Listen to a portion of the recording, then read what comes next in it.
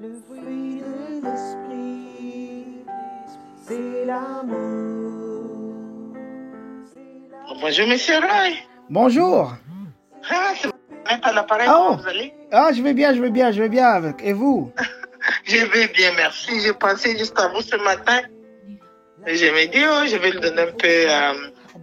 je vais l'appeler. Oui, merci. Voici. Merci.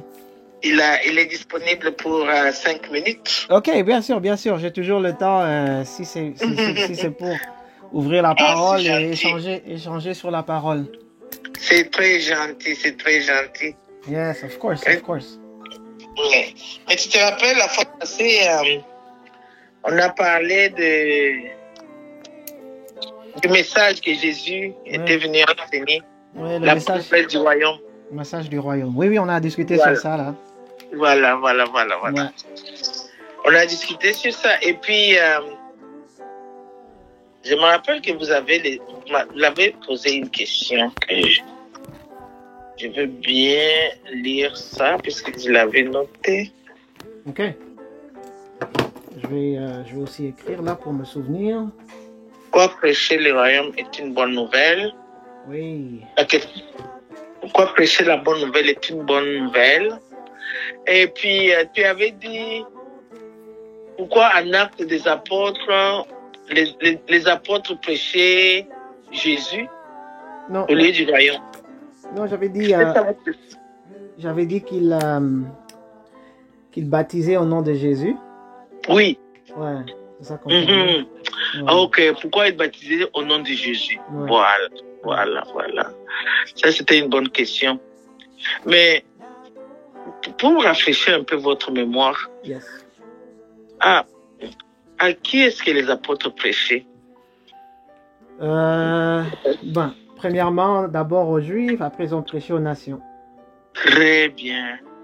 Donc, ils ont prêché d'abord aux Juifs. C'est ça.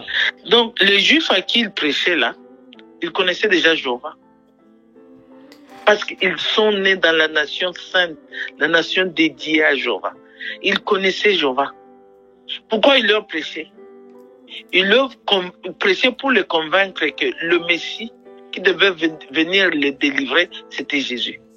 Et ils savaient que le Messie, les prophéties concernant le Messie étaient contenues dans la loi, que le Messie allait venir. Okay. Mais ils le prêchaient pour le convaincre. Le Messie là que vous attendiez, c'est Jésus qui est venu. Exact. Alors, c'est pourquoi quand ils acceptaient, est-ce qu'ils avaient besoin d'être baptisés au nom de Jéhovah? Non. Ils connaissaient Jéhovah déjà. On les faisait baptiser au nom de Jésus. Tout simplement.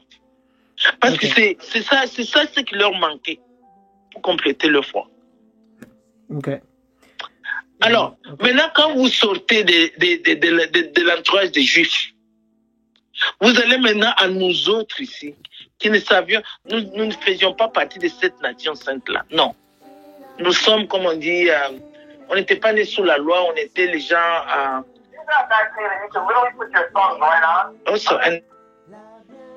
Excuse-moi. Non, pas de problème. Alors, quand vous parlez, vous sortez maintenant de la nation des Juifs, on nous dit nous sommes des gens sans loi. On nous appelait les... Il y a les quoi? Comment est-ce qu'on appelait les non-convertis? Les gentils. Les gentils. Ouais, the Gentiles. Oui. Voilà, les Gentiles. On nous appelait les gentils, les Gentiles. Voilà. Pour nous autres là qui ne connaissions ni Jéhovah ni Jésus, Jésus a dit le baptême devait se faire au nom du Père, au nom du Fils et au nom de l'Esprit Saint. Et c'est pourquoi vous avez vu cette distinction-là. Et les Juifs, on les baptisait au nom de Jésus. Mais quand il s'agissait des gens qui ne connaissaient rien de Jéhovah, on leur baptisait au nom de Jéhovah. Ça veut dire ils devaient connaître Jéhovah et l'accepter au nom de Jésus et au nom de l'Esprit Saint. Ok. Ouais. Juste des questions par rapport un peu à ce que vous avez dit. Hein? Oui. En ce qui concerne connaître Yahweh, oui. Jésus en fait est venu dire même aux mêmes Juifs, hein, pour dire que en fait vous ne le connaissez même pas. Donc, Oui. ils le connaissaient parce que, disons qu'il y avait dans l'ancienne alliance, ils Oui. connaissaient par rapport à Moïse. Oui. Ok.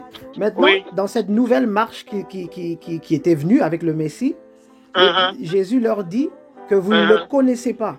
Donc, à partir de Jésus, les Juifs ne connaissaient plus Dieu. Ok. Parce que le fait qu'ils n'avaient pas accepté le Fils faisait qu'à partir de ce moment-là, ils ne connaissaient même plus Dieu. Vous voyez? Tu as eu le point. Je vais te donner un exemple. Je voulais juste finir, hein, comme ça je n'oublie pas ma pensée, s'il vous plaît. Ok, ça va. Ouais. Donc, ils ne connaissaient plus Jésus, ils ne connaissaient plus Dieu, hein, Yahweh. Oui.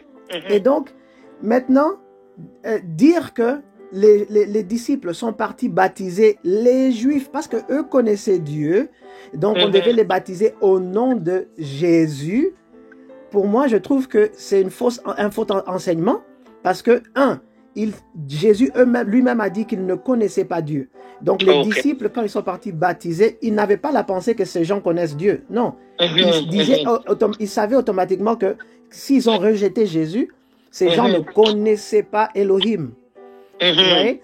Et donc, quand Jésus a dit « Allez-y dans toutes les nations baptisées », il n'a pas donné deux différents genres de baptême. Il n'a pas dit lui-même, à moins que vous pouvez me sortir ça dans la Bible, hein, c'est possible que j'ai manqué ce verset.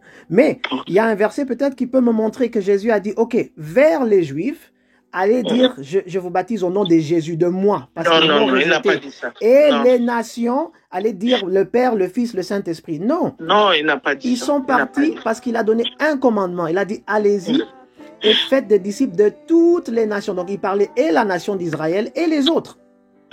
Mais malheureusement, on sait que c'est les disciples, ils ont commencé en restant d'abord avec Israël, alors que le Seigneur avait dit, allez-y dans toutes les nations. Vous voyez? Donc, quand ils ont commencé à Israël, ils ont baptisé, ils ont gardé la parole de Yeshua, Jésus. Ils ont baptisé dans le nom du Père et du Fils et du Saint-Esprit. Merci. Tu as fini? Oui. Ok. Maintenant, je suis d'accord avec toi quand tu as dit, Jésus a dit aux Juifs que vous ne connaissez pas Dieu le Père. C'est ça. C'est vrai, il a dit ça. Mais pourquoi il a dit ça? Qu'est-ce que cela signifie? Ça, c'est autre chose. Je te donne un exemple. Je ne sais pas, chez nous, là, on grandissait. Tu vas entendre un grand-père dire, cet enfant, toi, tu ne me connais pas encore, hein, toi. Tu ne me connais pas. Qu'est-ce qu'il voulait dire? Est-ce qu'on ne connaissait pas le grand-père, qu'il était grand-père, on ne connaissait pas son nom? Mais on ne respectait pas, on ne l'obéissait pas. On ne le connaissait pas dans ce sens que on ne savait pas que faire ça, ça va l'énerver, il aime ça. Voilà. C'est pourquoi le grand-père pouvait dire, cet enfant, si tu ne me connais pas encore, va demander à ton père, tu ne me connais pas. Je ne joue pas avec les enfants, moi. Donc Jésus, en disant aux Juifs, vous ne connaissez pas le Père, il ne voulait pas vraiment dire qu'ils ne le connaissent pas. Pourquoi? Mais parce que l'apôtre Jean, dans l'une de ses lettres, il a dit que c'est lui qui connaît Jéhovah, c'est celui qui fait sa volonté. Quand tu l'obéis, ça montre que tu le connais. Comme les Juifs n'obéissaient pas, c'est comme ça qu'il leur a dit, vous ne le connaissez pas. C'est ça. Mais ça ne voulait pas en rien dire qu'ils ne connaissaient pas Jéhovah. Puisque, rappelle-toi la conversation que Jésus a eue avec la femme samaritaine. Il lui a dit quoi?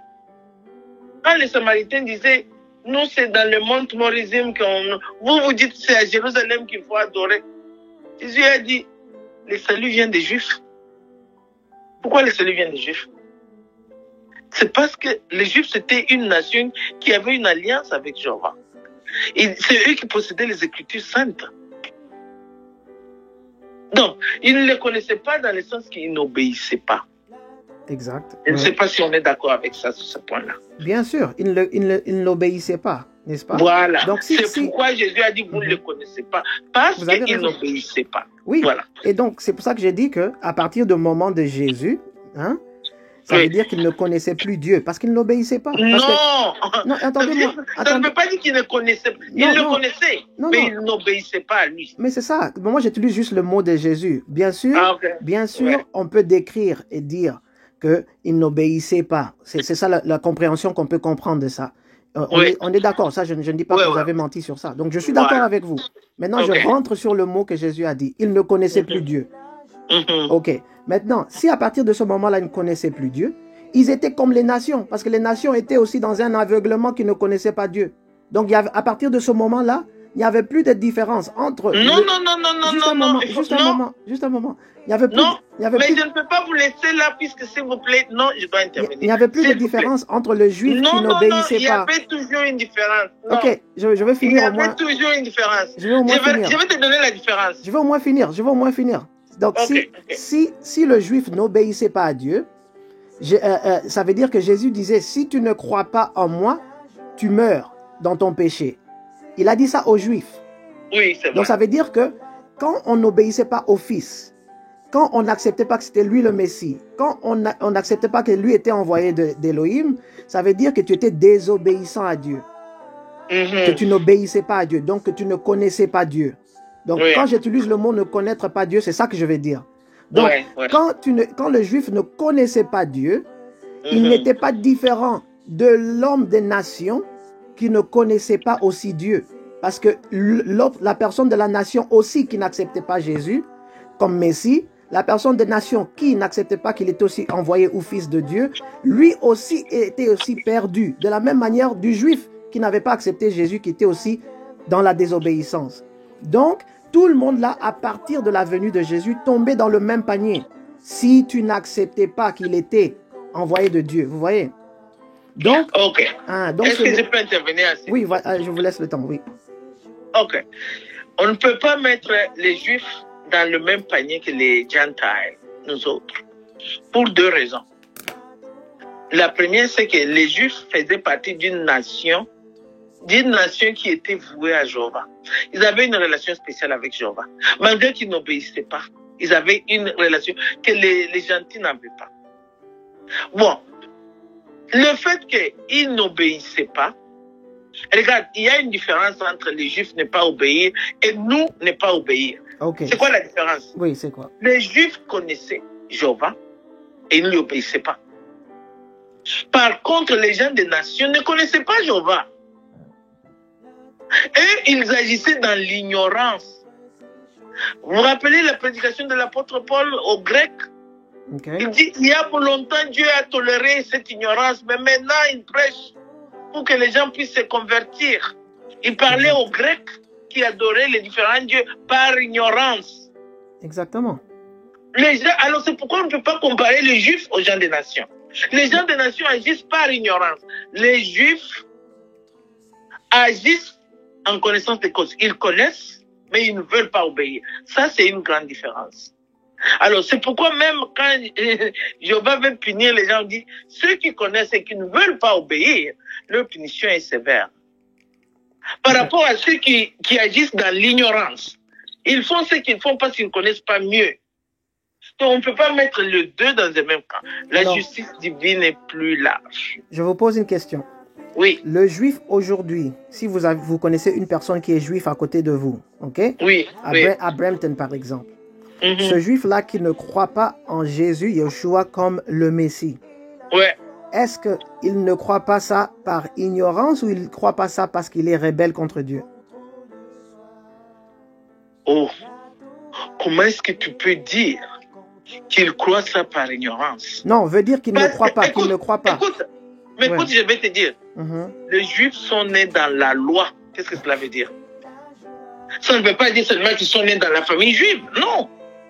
Ça veut dire qu'ils sont supposés connaître la loi. Et qu'est-ce que la loi dit? La loi que Jéhovah a donnée aux Juifs, qu'est-ce que la loi dit? La loi donne des prophéties distinctives qui devaient indiquer, qui pointaient vers le Messie. Vous lisez en Michée 5, verset 2. Ça veut dire que le Messie naîtrait à Bethléem. Il y a plus de 200 prophéties dans la loi qui trouvent leur réalisation sur Jésus. Donc, si un juif qui est né dans la loi n'accepte pas Jésus comme Messie, comment est-ce qu'on va dire que c'est pas ignorance? Il est supposé connaître la loi. Et quand vous lisez Deutéronomie chapitre 6, la Bible dit, Jésus leur a dit, les paroles que je vous commande devront être sur votre cœur. Vous devez les inculquer à votre fils et à votre fille.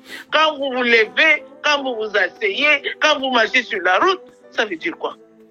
Quand on dit que tu es né sous la loi, ça veut dire que tu dois connaître la loi. Ok. Mais alors, celui qui est né sur la loi, qui doit connaître la loi, comme vous dites que ce n'est pas par ignorance ce n'est pas par ignorance qu'il a rejeté le Messie. Non. C'est quoi l'autre mot qu'on a utilisé? Par rébellion, on va dire. Ils ont pris leur décision. Ouais, ils ont dit seulement non. Ce n'est pas lui le Messie qu'on veut, on veut non. Donc ils ont été rebelles. Ok? C'est ça, non? Ok. Oui. Maintenant, les nations, quand les apôtres sont en train de parler dans la parole, ils disent que Dieu a laissé un temps d'ignorance, mais aujourd'hui, c'est quoi la parole que vous avez donnée? Mais aujourd'hui, il fait quoi? Aujourd'hui, vous annonce la bonne nouvelle pour que vous vous détourniez de ces choses vaines. Voilà. Et vous l'adorez. Voilà. Un acte des voilà. apôtres. Donc, à partir du moment de Jésus, cette parole que vous venez de dire est accomplie. Ça veut dire que Dieu a laissé un temps d'ignorance. Mais à partir du temps où Jésus a été annoncé, le premier jour quand Jésus a été annoncé, ce temps-là déjà, maintenant, le temps d'ignorance est fini. Ça veut dire que tu as écouté. Celui qui a écouté, son temps d'ignorance est fini. Il n'a pas besoin d'être, on va dire, mis sous la loi pour comprendre. Non, il a été donné la vérité. Vous voyez? Maintenant, s'il rejette la vérité, ça compte aussi comme rébellion pour lui. Parce qu'il a entendu la vérité. Vous voyez? Jéhovah, c'est un Dieu de justice. Il ne peut pas punir les gens sans les avoir avertis au préalable. Mais c'est ça que j'ai dit. C'est ça que j'ai dit quand la personne entend. C'est pourquoi il nous dit pas seulement d'entendre. Oui. Il dit d'aller prêcher à fond. Mais oui. Pas seulement entendre. Non, il faut prêcher. C'est pourquoi on doit prêcher aux gens. Et c'est pourquoi même la Bible dit que le jugement de ceux qui prêchent des enseignants est trop sévère. Hein? Exactement. Parce que si vous ne faites pas votre travail à fond, en touchant le cœur des gens, en montrant aux gens le bien, la vraie connaissance, telle qu'elle vient dans la parole, le jugement des enseignants est très sévère. Exactement. C'est pour cela que je prends ça sévèrement de vous parler, parce que si vous enseignez, vous, un évangile qui n'est pas celui qui tourne aux gens vers Christ pour la vie éternelle, ok? Et que vous enseignez que, et après je peux vous poser des questions, parce que je ne veux pas mettre des mots dans vos bouches, mais vous enseignez en tant que témoin de Jéhovah que, au fait, que on a parlé du royaume, que le royaume, la bonne nouvelle du royaume, c'est que il y aura un monde sans maladie, sans tout ça, et que c'est ça que vous allez prêcher à quelqu'un si vous avez 1 minute. Vous n'avez ni dans ça parlé de la repentance contre le péché. Vous êtes sortis de l'évangile. Parce que les apôtres, quand ils sont partis, ils ont dit aux gens, vous devez vous repentir de votre péché. Et c'est comme ça que vous allez avoir accès au royaume. Donc pour toi, il faut prêcher l'enfer pour que les gens aient peur et viennent vers Jésus. Moi, je répète seulement ce que la parole a dit. Si vous mettez des mots dans ma bouche, bon, ça c'est vous. Moi, c'est vous qui dites l'enfer premièrement ici. On n'a pas parlé d'enfer. Moi, j'ai dit... Mais c'est ça. Moi, j'ai dit... Repentissez-vous. Si vous ne vous repentissez pas, qu'est-ce qui arrive? Ma soeur, oui. Moi, je répète d'abord ce que les disciples ont dit. Oui. Ils sont partis dans les nations. Ils ont dit aux gens, repentez-vous. Maintenant, imaginez que moi, je me tourne vers Paul ou vers Pierre ou Stéphane, hein, les disciples. Et je dis à Philippe, mais Philippe, comment toi tu es en train de dire aux gens, repentez-vous? C'est quoi? Tu fais peur aux gens avec l'enfer? C'est quoi ça? Est-ce que vous trouverez ça normal? Non, c'est pas normal. Il a prêché Jésus. Il a dit, vous avez crucifié le Fils de Dieu. OK? Et ils ont dit, qu'est-ce qu'on fait? Ils ont dit, repentez-vous. Maintenant, est-ce qu'on va poser à Stéphane la question, mais comment tu dis ça aux gens de se repentir, au lieu de leur dire qu'ils vont vivre demain sans maladie, qu'un jour ils vont mourir parce que c'est ça le paiement du péché, ils vont mourir, mais après ils auront la chance de... Non, on va pas dire ça à Stéphane. On va dire, il a accompli la parole en disant ce qu'il a dit. Vous voyez? Maintenant, si un autre enseignement vient, que ça vient de Maintenant, moi, écoute. oui, Quand les disciples prêchaient, répentez-vous, ils prêchaient à qui? aux Juifs, non? nations, à tout le monde, à tout le monde. D'abord aux Juifs. Mais vous faites que dire d'abord. Mais est-ce qu'on s'arrête à d'abord? Il y a d'abord et aussi. Écoute, vous savez pourquoi je dis d'abord? Oui. Même Jésus, quand il les a envoyés prêcher, il a commencé, il leur a dit, vous commencez ici et vous allez finir là-bas. Et on peut trouver ça en Actes. Je vais te lire ce que Jésus a dit. En Actes chapitre 2, je pense le verset 8. Actes chapitre 2, verset 8, je vais aussi ouvrir ça ici. Ou bien chapitre 1, verset 8. Je vais juste lire ce verset-là. C'est quel verset, je m'excuse? Chapitre 1, verset 8. Acte, oui, vous pouvez aller, je vais...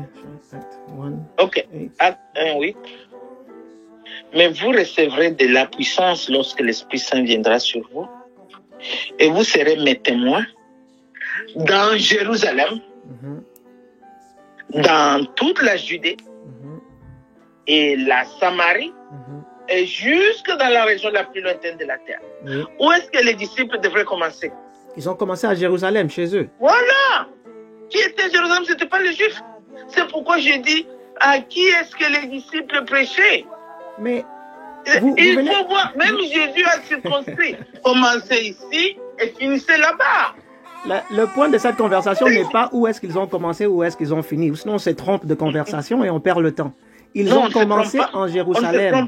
Mais le point, ce n'est pas de où ils ont commencé, où ils ont fini et quelle région était au milieu et à la fin. Non. Le point, c'est qu'ils ont gardé le même message au début jusqu'à la fin. Maintenant, s'il y a un enseignement qui vient et qui dit non, Roy, ce qu'ils ont prêché à Jérusalem est différent avec ce qu'ils ont prêché aux extrémités de la terre. Je vous demande, montrez-moi le verset. Et c'est ça ma question pour vous, ma sœur Marie. Ma sœur Marie, vous avez dit que c'est important que les enseignements qu'on donne, parce que les enseignants vont être jugés sévèrement. Maintenant, pardonnez-moi si je parle un peu aussi sévèrement. Montrez-moi le verset, c'est tout ce que je demande.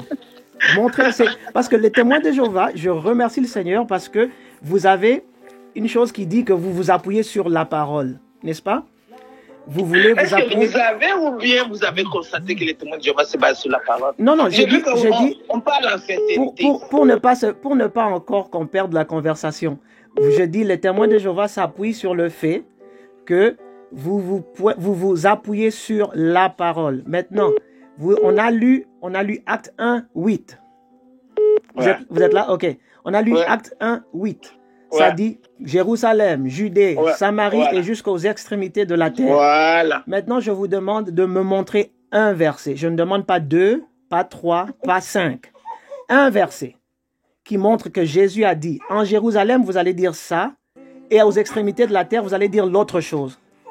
Si vous pouvez me montrer ça, je suis votre enseignement. Mais si vous ne pouvez pas me montrer un, donc restez sur le un message qu'il a donné et acceptez que c'était le même message qu'ils ont partagé à Jérusalem et aux extrémités de la terre. Donc j'attends la réponse pour le un verset. C'est le même message qu'ils ont partagé, puisque en Matthieu 28, 19 à 20, Jésus a dit ça. Il a dit, allez, faites les disciples, les gens de toutes les nations, baptisez-le, et dites-leur d'observer les choses que je vous ai commandées. Ok. Donc l'enseignement n'était pas différent. Donc si c'était le même message qu'ils ont partagé à Jérusalem, donc vous dites que c'est le même message et de la même manière qu'ils ont agi aux extrémités de la terre. Maintenant, revenons à Jérusalem. Donc pourquoi ils ont dit aux Juifs de Jérusalem de se repentir? Parce qu'on doit comprendre. Pourquoi ils leur ont dit de se repentir? Je vous écoute. Pardon? Je vous écoute. C'est vous qui avez cet enseignement-là. Non. On a lu ça dans la Bible. Les disciples ont dit repentez-vous. Oui. Pourquoi il a dit aux Juifs de se repentir? Pour la même raison qu'il a dit aussi aux nations de se repentir. La même raison. Non, les raisons n'étaient pas les mêmes. Maintenant, montrez-moi le verset. Ce n'est pas seulement le verset, mais on doit comprendre. Les raisons n'étaient pas les mêmes. Montrez-moi le verset. Les Juifs devaient se repentir pour avoir rejeté le Messie. ils devaient se repentir pour avoir rejeté le Messie. Ok. Voilà. Et- Voilà, c'est là leur repentir. Et les nations, quand Mais est-ce que les nations, Nous avons rejeté le Messie. les nations vont être jugées pourquoi? D'abord, est-ce que nous, on a rejeté le Messie? Si vous n'acceptez pas que Jésus est le Fils de Dieu, vous avez rejeté le Messie. Donc, On rejette. donc un Canadien, Oui. s'il n'accepte pas que Jésus est mort pour ses péchés, il a rejeté le Messie. Donc, veut dire que la couverture de son punishment, comme on dit en français, de sa punition, Mhm. la couverture de sa punition n'est pas sur lui, parce qu'il n'a pas accepté le Messie lui aussi. Ok. Donc, le message reste le même pour les Juifs à Jérusalem et pour le Canadien à Toronto. Ok. Mais je n'ai pas dit autrement.